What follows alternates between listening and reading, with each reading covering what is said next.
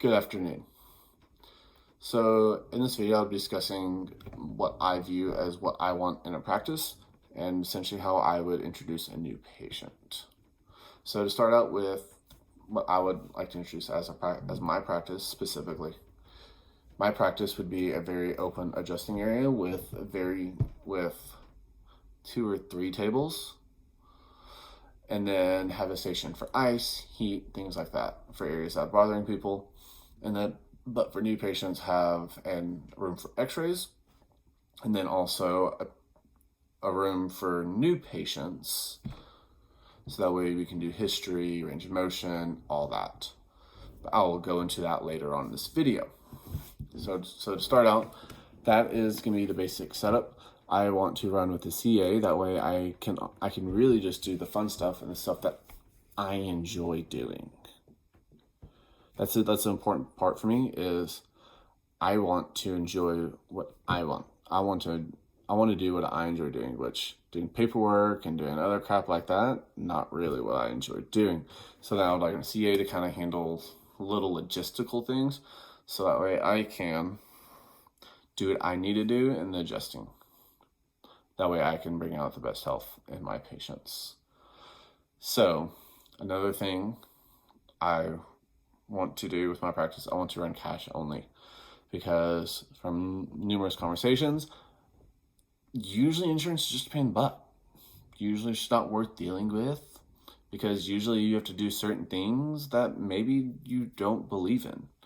Maybe you have to abide by certain rules and just do certain things. That way they just accept it, so that way you get paid, which I don't think that's how we should do it.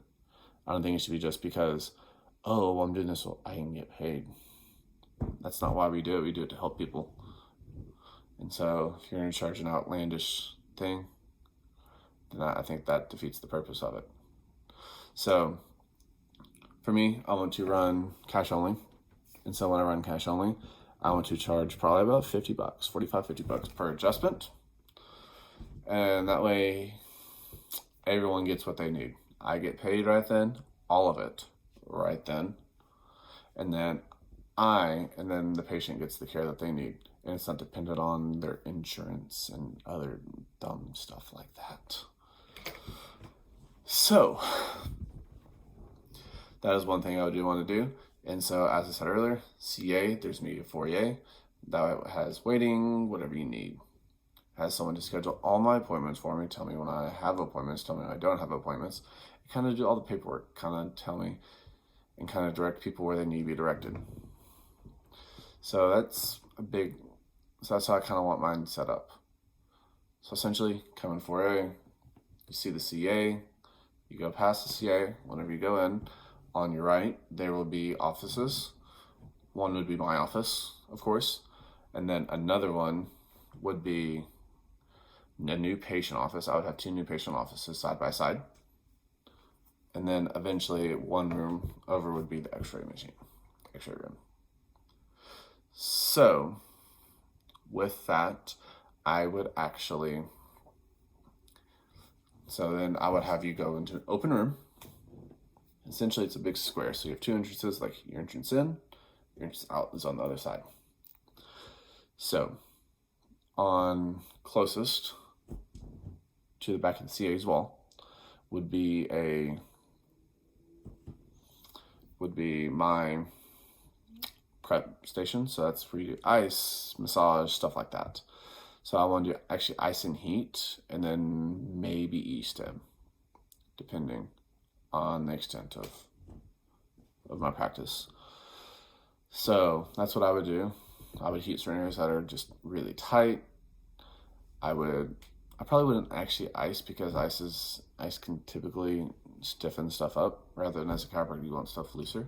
So I'd probably just do heat and stim, and maybe just like a little massage table. That way you just kind of get the blood pumping within the body itself. And then I would have probably 3 or 4 tables lined up. Those are adjusting tables. So this way, it's an open. Everybody can see me. Everybody knows what I'm doing, what I'm not doing. Everybody can see all of it. So there's 100% transparency within that. And that's what I want with my patients, is 100% transparency with them. That way they know who I am, what I do, and how I treat every patient the same, and every patient the way that they need to be treated.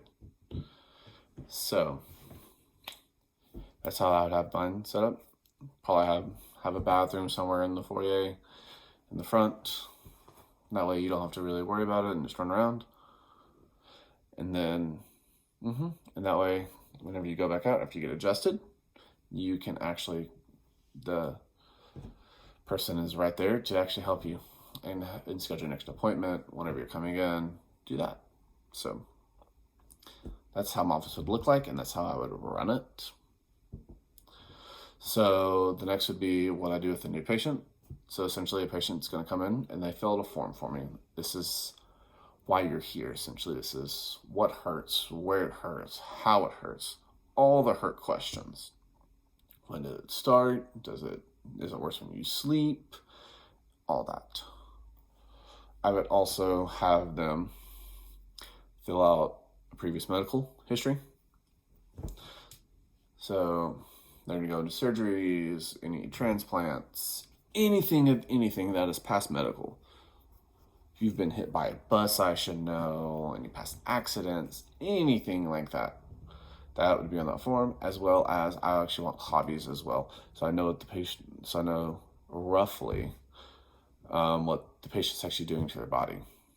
I also want to know what job they do. So I know if they're on their feet all the time and just walking as a nurse or a doctor or a delivery person, or if they're a computer analyst. And so they're just sitting at this. And so therefore you're probably gonna have round and shoulders, anterior head carriage, stuff like that.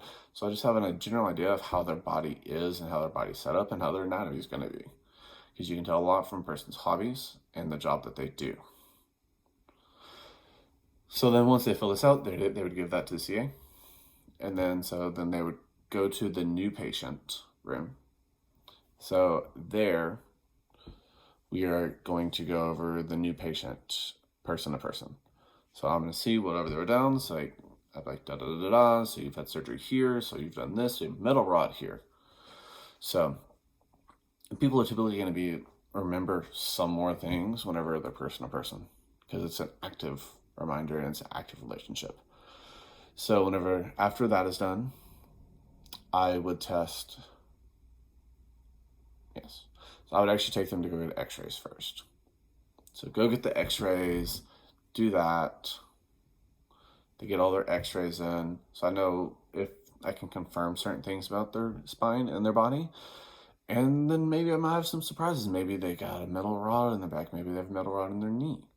And I just don't know.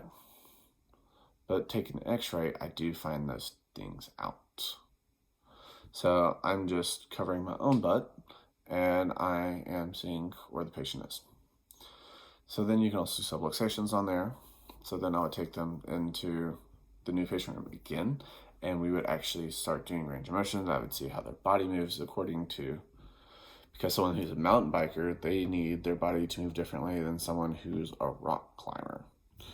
So them see where their body is, where they need to be, kind of what they do and how that influences them. So then after I do that, I'm going to actually start adjusting them. Because at that point, I have x-rays back. I've been able to look at x-rays. I can see what's going on. And then I know what range of motion is, and I kind of feel for how their body moves at that point. So at this point, I would have them lay face on the table and kind of go through my flow. That way I combine secondary, tertiary, all the fun stuff. So just do some simple motion palpation stuff, kind of see how their body moves, how their spine moves specifically.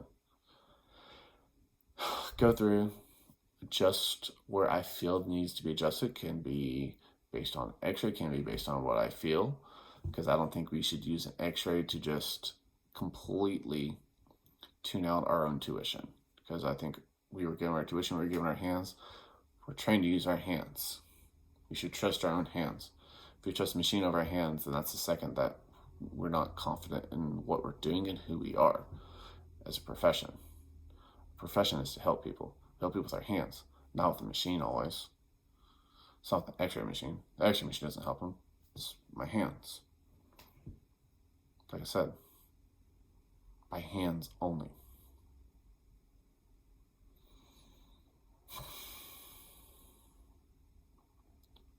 Correct the causes of disease by hands only. We should always trust our hands over everything else. We should trust ourselves. We should have the confidence in ourselves. We should have the confidence in what we're doing. So adjust them. I would get them out and do their first adjustment actually within this private setting. That way they feel comfortable, especially if it's their first time. That way they don't feel like people are watching them. So do that. Adjust them just where they feel like they need to be adjusted, and kind of get them moving how they need to be moving. That way they can work towards their goals better and live a healthier, happier life. So then once they're done, I'm going to shake their hand. I'm going to point them in the direction that they need to go in the flow of the office, and that way they can see, go to the front desk again, and that way they can pay, and they pay by cash only.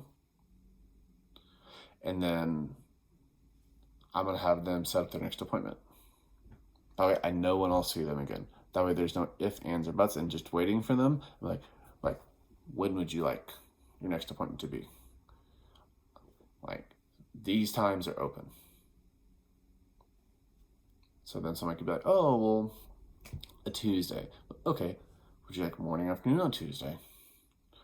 Like, let's do morning. Okay, cool. What time would you like on this morning? I have this, and this open. So then once they get scheduled, they can go on about their day. I can go on about my day and continue doing what I love.